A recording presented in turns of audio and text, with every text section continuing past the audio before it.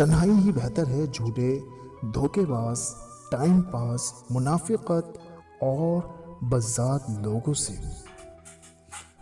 تمہاری وجہ سے اگر کوئی بے سکون ہو جائے، کیا کہا؟ تمہاری وجہ سے اگر کوئی بے سکون ہو جائے تو یاد رکھو تم ظالموں میں سے ہو۔ ہزاروں میں صرف مجھے وہ ایک خاص شخص چاہے جو میری غیر موجودگی میں میری برائی نہ سن سکے۔ مجبوریاں نہیں ہوتی، دراصل پیچھے بے وفائی بھوک رہی ہوتی ہے۔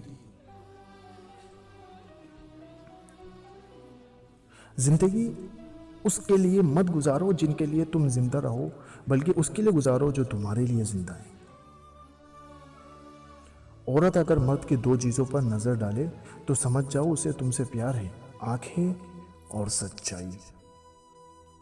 محبت کی سیڑھی پر پہلا قدم رکھ کر ہوا میں اڑنے والے جب عشق کی دہلیز پر پہنچ کر اوقات کا آئینہ دیکھتے ہیں تو خاک ہو جاتے ہیں۔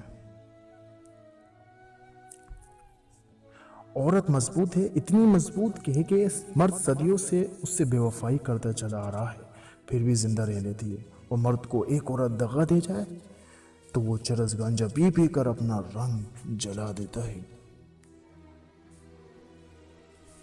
حیرت کی بات ہے کہ ہر وہ شخص معافی مانگتا ہے جس نے دل دکھائے ہی نہ ہو۔